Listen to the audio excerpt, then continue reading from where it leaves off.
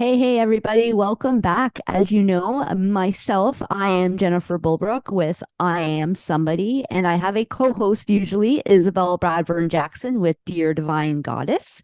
And we are putting together this docu-series called Lost Souls Initiative, where we're taking people's stories and sharing them with the world. What stories you're asking? Their mental health stories, their addiction stories, their stories that make them who they are.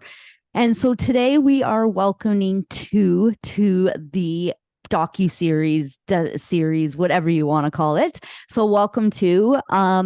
You and I are just actually meeting for the first time and talking for the first time.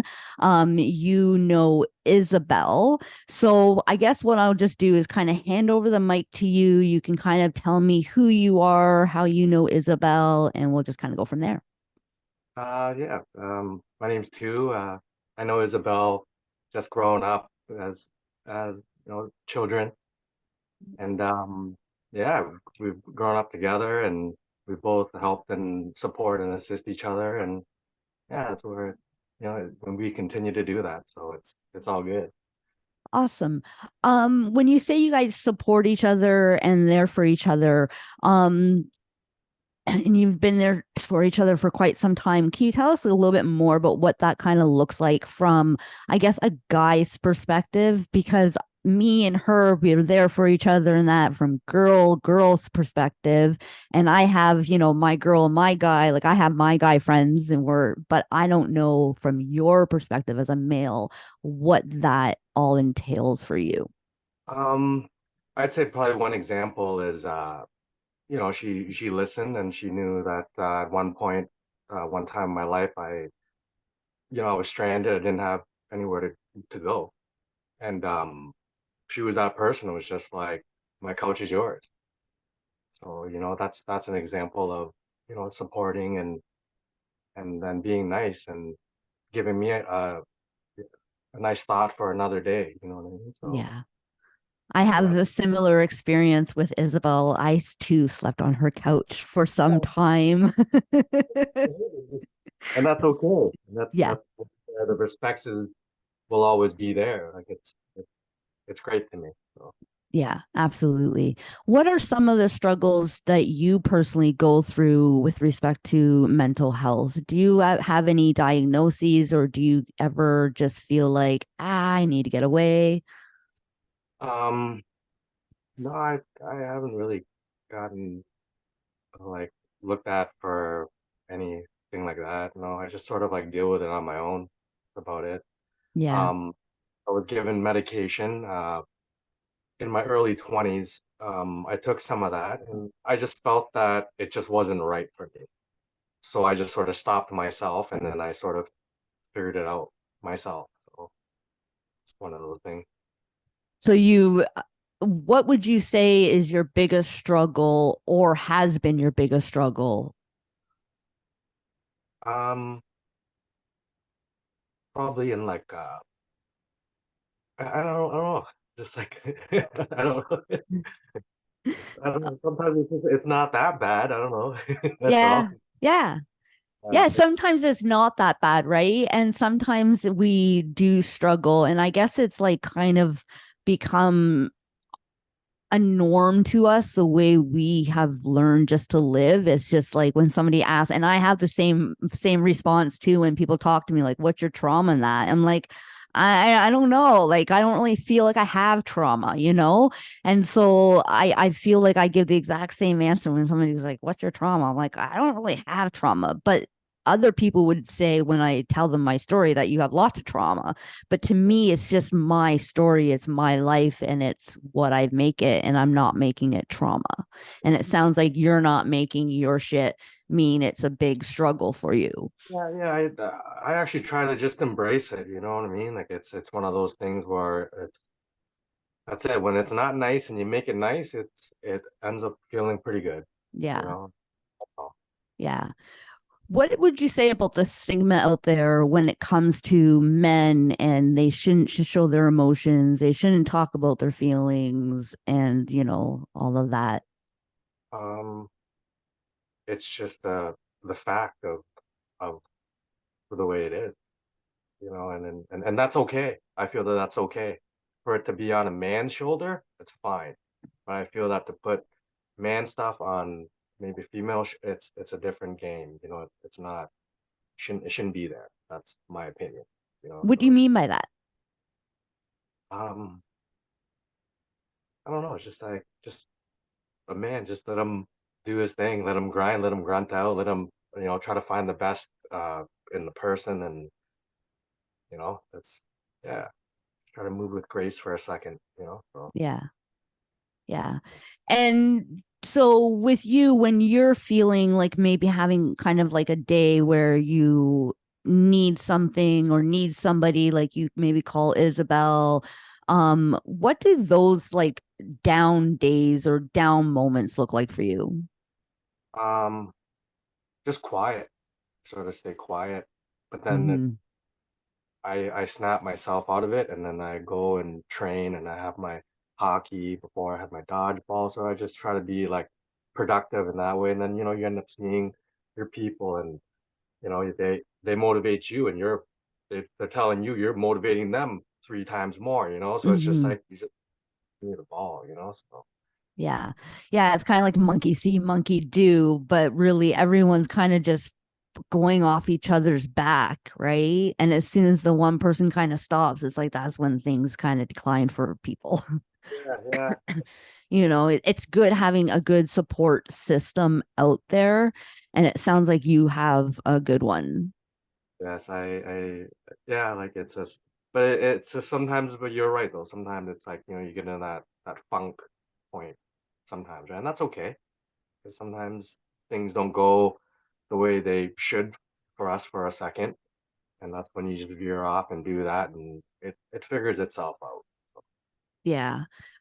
What would you say to people out there who are getting in that funk but can't seem to get out of it? Do you have any advice for them?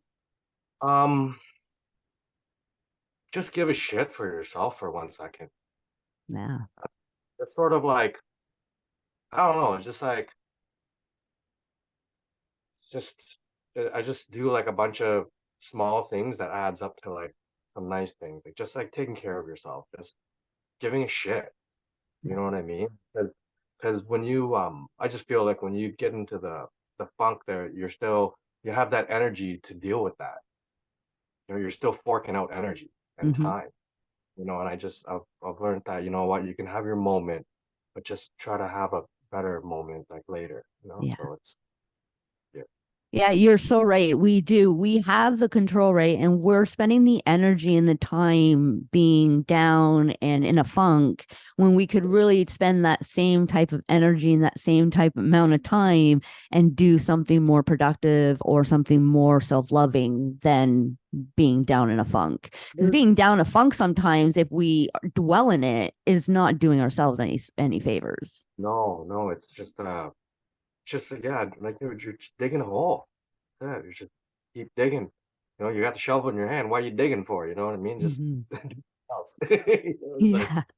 that's why I like with my occupation, there's accidents every day. There's scrapes, and so it's just like I'm fortunate to I always have something to do. And I Yeah. I like building cars once in a while. And it's okay. That's awesome. So we talked a little bit about earlier I had asked you what you do for a living and you body you paint cars, right? Yes, auto. Okay. Yes. And so I'm with that, you kind of mentioned that there's always like accidents and things like that. Does that ever affect your mental health if you see like a car that ever gets really smashed up that comes in, or does that never ever happen? Oh yeah. Oh, it lets me know life is precious. It's like, you know what I mean? When we have our second right now, it's be grateful and have some gratitude for it. Mhm. Um I s- yeah, there's a lot of things. Yeah. I have yeah, the one bad accident recently, the guy flew out of the car, his legs were left in the car. So, that stuff, it makes you think of things. You got cars coming in with bullet holes in them. You got motorcycles coming in. That guy did 270. It's like, Yeah. yeah, I don't know. It's just, yeah, it lets me sort of just be okay for a second and not be too wild and reckless sometimes, right? Because we Mhm. can that way as men, so Yeah. Yeah, for sure. I would think for myself anyway, to see that come in, it would take me a moment to kind of like sit back and like, fuck, like that's reality. Like that could happen to any of us at any given time. And really just be thankful for like the time and for you and that space right then. But then I think I would also, it would be playing in the back of my head because I'm one of those people who can't stop thinking about something sometimes. Like it just replays in my head sometimes. I have to like, I don't want to think about that. I don't know why I'm thinking about that, but I'm going to go back to thinking about it. And so that type of stuff is what takes the toll on your mental health. And so does that ever happen to you when like if you see a bad accident, like a bad car come in or anything like that, where you feel like you just can't get it out of your mind or anything like that? um yeah, yeah, for sure. Yeah. For sure. When you see like child seats and I don't know, it's just it ends up you just want to call everybody and say, hey guys, like I love you. You know what I mean? Yeah. That's yeah, that's how I feel about it. It's like Yeah. it's and like I said, sometimes it's a person being reckless or just an innocent person just being innocent and something just happened to them, It's like Mm, either way, it's just sad and it's life, it happens, but you gotta, just sometimes look at yourself and understand that, you have this day, so let's do it, yeah. so. Yeah, it sounds like you really get through those times with just sharing your love and having love for yourself in the moment and just being grateful for what you have and being grateful for life. And I think that's what all of us can really do when we're feeling down and out and in a funk is really just take a step back a moment and be like, what can I be grateful for right now? Because a lot of times when we're feeling all down and out, that's because we're all hard on ourselves, like, oh, we have nothing, or this isn't working out, and we're looking at all this bad shit that's going on in our lives, but we can focus on the better stuff. Yeah. Yeah. So growing up and did you have how would you describe your childhood and that with respect to being taught about emotions and being able to express them and stuff. I know there's a lot of men I've talked to, they've been taught like, no, be a man, we don't talk about them, blah, blah, blah. And then I've have other guys who are like, no, I've been taught like we are allowed to express them, like blah, blah, blah. So where are you on that? Like what were you brought up for and all that kind of jazz? um I'd say my father is a cool man, just being his son, I'm just like, my dad's an asshole. You know what I mean? But it's like Yeah. at the end of it, when it pans out, you know what? I think that I have his core, and that's fine. He's a respectable man. He guided us to take care of ourselves. He taught me like, when you meet somebody, you say hi, just the etiquette and Mhm. manners and stuff. Um, my mom, she was a quiet person. She just worked and took care of us. Yeah, my brother and sister, we were all taken care of. We were pretty good. Mhm. Um, they ended up divorcing when I was like 12 or 13. So right after that, that was when my mayhem started, right? Because I was just allowed to be free, Yeah. So that's when, yeah, you hung out with, your boys, and we just went and did boys things. And sometimes, you end up in places where you can't see people.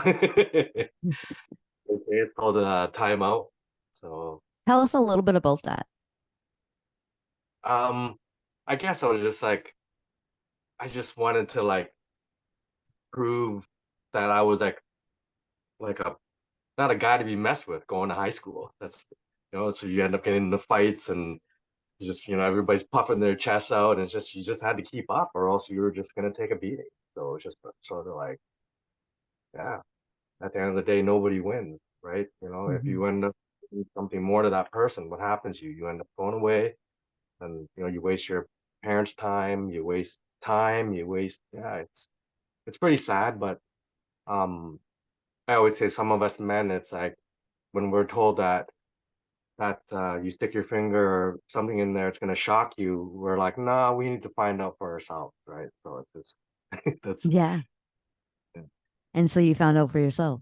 yeah, I found out for myself, and that's yeah, that's okay, you know. So it's but then after understanding that you don't need to be there because you're there, but understanding that you don't need to be there, things start to happen to you nicely. So it's things have been pretty good.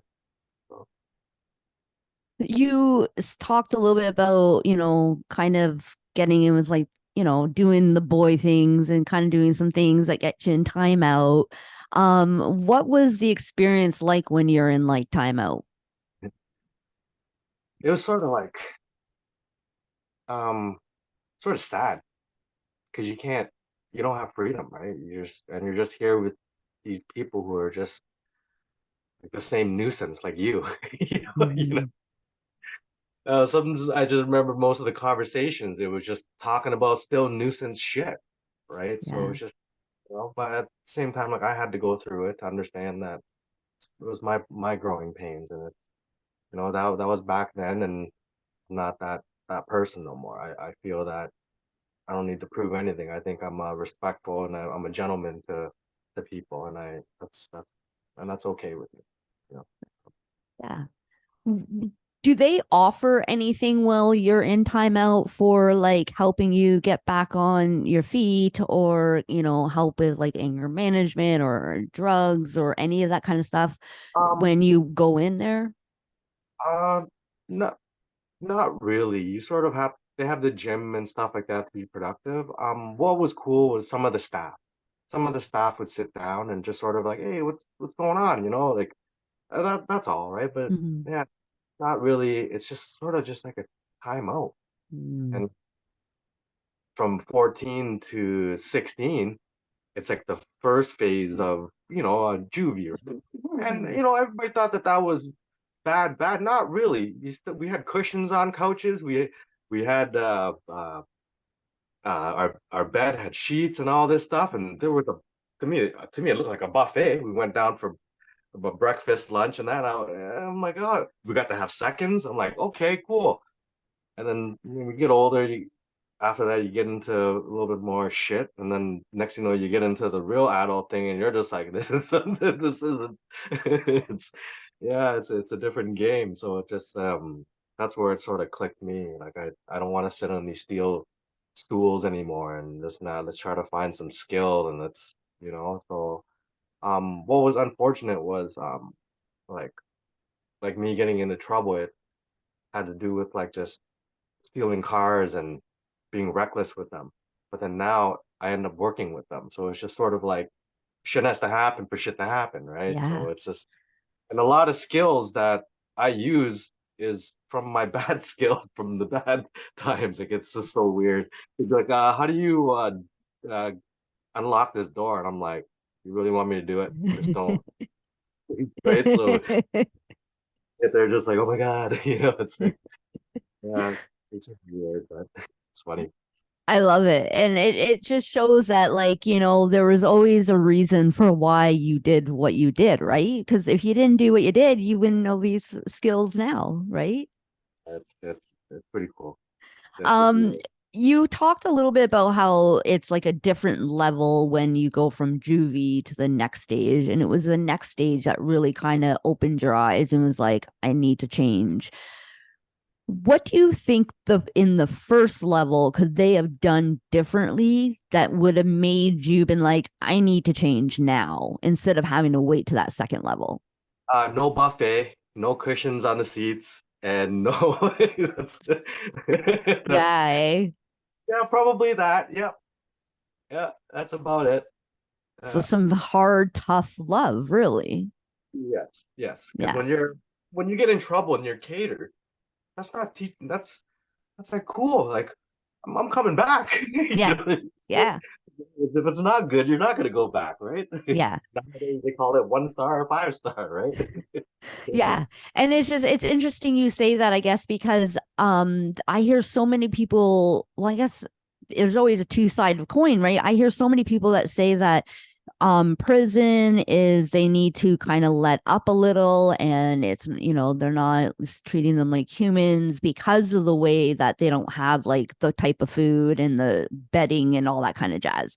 But you're saying that's what is the part about prison that is kind of eye-opening, where it's like you don't want to go back. Yeah. So do they offer programs and resources in the second level of? No. No. So they don't offer nothing throughout any of it. You just have your time, you have your date. That's it. You're waiting there until your date. And other than that, you're just chilling out with your homies. That's just what it is. You know what I mean? Walking back and forth in this lounge, you see it the same every day. You know, they let you go outside for like 15, 20 minutes or something like that, right? So it's like, I Yeah. don't, everybody's all confined and stressed out. You know, some people, they miss court, and it's like, it's the tension. That's where stuff happens. And yeah. And then now stuff happens. Now you get into more trouble because you have trouble on top of the trouble now. So it's like, what do you do, right? Yeah. Yeah, and it's like, what do we do? And I think that's been a question for so long within the system, is like, we don't want to give you guys all the luxury because then you don't want to change, right? And you don't want to go too hard on you because then it's like, you guys are humans, like we're humans and all that jazz. But it's like, where do we also like come in with the actual resources and the actual help, and not just like a punishment? I don't think that just because people are in prison need to necessarily be punished any more than that they're already away from their families. So let's now figure out how we can get them back on track while they're away from their families. Kind of like a rehab for criminals. You know what I mean? Like, why are we keep punishing people? You've punished them enough. You've given them they have to stay away from their families. They have to be confined for so long. Now let's help them. Um, Before all that though, they have to understand this is the consequences of their actions. That's all, right? So to Yeah. me, like I said, like, if you have the energy to do something that's uncalled for, you can have the energy to do something that's called for, right? That's all. Mm-hmm. Yeah. And that's sometimes, I don't mean to. I was there, and I know the feeling. That's why I'm maybe blunt or straight up. That's what it is. Yeah, that's what I want for sure. Don't want to be there. I don't. I don't. So when the people, they start making excuses, this and that, about why they're coming back, then no, no. To me, it's no, because you didn't have to do what you did. That's what it is. Yeah. That's whatever it is that they did. That you have that choice, right? So, and I know that that's what happened, because that's what happened to me. That was Hmm. because my actions, right? So What do you say to those people who do keep going back and who are even are just there for the first time, but are like, this isn't so bad, whatever, but who think that they're there because they didn't have a choice for doing whatever it was that they got them there? I just sort of asked them how they feel, how they felt about it. I'm not like a cussing person, like, oh, no, I said, how was it? And then, that you'd get the, fuck, that was shit. That was okay. Well, still want to go back. You know what I mean? Yeah. Yeah. Just like, you're right. I'm like, well, it's not about me being right. It's just what's right for us. Like, it's like, we don't need to be there. It's just, there's other things to do out here. There's lots of things to do. Hmm. You know, they don't want to do it, I guess. You know. Yeah, I think there's a part of them where they don't want to do it, and there's a part of them that just really believes they can't do it for whatever reason. And there's also, I think, a part of them that they've been on the street for so long, or they've been, doing whatever they've been doing for so long, that, and they just don't even know what resources are out there. Like, I've been doing really well for so long, and there's times where people will come up to me like and tell me about a resource, and I'm like, I've never even heard of that. And it's because, right? And so if I've never heard of it, then how are some of these other people not hearing about them if they're just on the street and so forth? So I think there's a combination of things. And I think there's a combination of how we should treat those individuals. And I think one of them is really just asking them questions and talking to them like you said, and not in an aggressive, like, Yeah. manner, but like in a human nature manner with compassion But and with curiosity. for sure, totally understand. It's just like, it because we're all sensitive and emotional, and it's just an approach that you have to, it has to be a nice, respectful approach, you know.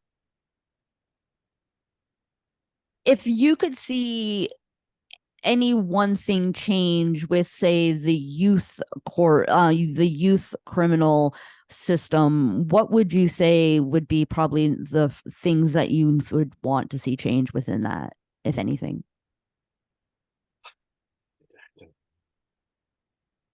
They're so like they're wild now, these youngsters. I don't know. Yeah, yeah. Because I'm like the OG of the workplace and stuff, right? And what's they're saying, no fucks given. You know what I mean? And it's really true, right? And it's but then there's certain times where there are no fucks givens, but they actually need to give a fuck, and that's where I sort of come in and say, hey, see what I mean about sometimes you do have to give a fuck. Yeah. You're totally right. It's like, yeah, I'm not, like I said, this is for us again. It's not about being right, but I like what's best for others as well. You know what I mean? So, Yeah. Do you think there is a difference with the younger generation compared to when we were that age? Or do you think we're just older, wiser, and I feel that like our generation, we had fun. Like we interacted. This generation, I don't know. It just seems like everybody. I don't know. It's just not. Yeah. I try to understand it, but I actually don't. I just sort of like move with my core of what I've learned, and that's it. Because we're more of like hands-on. We interact, and it's yeah, it's different. mm-hmm. But showing these young kids the old school experiences and stuff like that. I like to direct and support them in that way, especially in what I do. A lot of the younger guys would come up to me and always ask me for a hand and help and what kind of methods and strategies that we can do. And I would, and they're like, "Oh, how'd you know that?" I'm like, "Well, I've been doing this longer than you've been born." Like, fair enough, right? I'm like, "Well, you'll get there too, but just give it your time. Mm-hmm. Give it the respect and your time. You'll be fine." So. Yeah. And so what would you say, um, if anything, that you know about, because you've been there? I haven't been to timeout. What would you say, if anything? Not that I haven't been close. Yeah. But what would you say to the people out there that just keep going back and they want to stop, but they're just don't know, they don't have maybe the support system that you might have had? Yeah. Um, I don't know. I sort of feel that everybody has a support system. Mm-hmm. I feel that way. At least one person, even if you don't know them or something. I don't know. I just feel that there's at least one person. And sometimes, I feel that way. Sometimes I'm just like, I ain't. But then you look on your phone, you have 400 contacts. You got Yeah. IG. What to me, I don't know. I That's a don't. perfect answer. That's a perfect answer, because I feel the exact same way. I too at times feel I have no support, but look at my phone, look at my Instagram, look at my Facebook, look at, you know what I mean? Look at my history, look at the people that come, that I hang out with, that I work with, in that I've interact with every day. They're any and all of those people are a support system for us. But And it's we like, can yes, go it's like on. it's weird how you said like you still feel lonely sometimes, but that's just that's this thing that just flickers at us for 1 second. You know what I mean? That's Yeah. Yeah, and yeah, that's the thing, right? Like that's it, like the loneliness feeling is within us, right? Like we could be in a room with 50 people and there's still people in that 50 room that feel lonely, but it's because of something that's going on within, and it's just because of some thoughts you're thinking in that and what you're focusing on at that moment in time. And so just notice what it is you're focusing on and shift it. And how can you shift it? By, well, asking yourself questions, right? Like I always say, I always want to get curious and get to know other people, but I also still need to get curious and get to know who I am, because I'm going to change every day, because all people change, right? We change all the time. And so I'm constantly going to get to know who I am. And I think everybody needs to do that. And I think when it comes to finding a support system, you nailed it on the head when you said that everybody has a support system, whether they feel lonely or not. You just have to open your eyes and you'll see it. And if you are somebody out there going, well, no, I really have nobody, well, you know what? You could easily walk to, there's shelters, there's resources out there like that you can go to and just walk in and you can have that support system. Even like go to Tim Hortons. I see so many people going and sitting at Tim Hortons and just chit chatting away. You can go and sit with them. I'm sure they would have no problem with it. A coffee for that $1.50, you'll have a conversation. Like, fine. Yeah. Yeah. Yeah, it's like I don't, yeah, you just can't. I get life is stressful. Like when you open up your eyes, I get it. There's the full day that you got to do, but it's just make it pleasant. It'll be fine. You know what I mean? What it is. It'll be Yeah. fine. I love it. It's been a pleasure talking with you. I don't want to hold you up. I know you worked all day and that. I just want to really say thank you for coming on and giving us a little bit of your perspective and that. And is there anything that you want to maybe share with the viewers that we haven't talked about, or that any parting words or anything? I'm sorry. Is there anything you wanted to share with the viewers that we haven't touched base on? Um, just just just breathe and be fine. That's it. Yeah. You know, you wake up, it's just enjoy that first second you open up your eyes. To me, that it's a lot of situations that happen when it's like we're not supposed to be here, but we're here, so we'll be all right. I thank you again so much. I really appreciate it. It's been great to getting to know who you are as a human. I love getting to know people. I love getting to know their stories, and I find inspiration in everybody. Everybody comes back from a different background, but something similar, right? I can always find something similar within somebody's story. It's always amazes me how I can do that, but we all can do that. Nice meeting you today. You're beautiful, and thank you so much. Thank you so much. All right, guys. And you hear it here. You know what the deal is. If you have a story, if you have an idea, if you have an opinion, please reach out to me, reach out to Isabel, and we will figure a way to get it shared. Your story matters. You matter. And why? Because you are somebody. Until next week, guys, we love you all. Have a good one.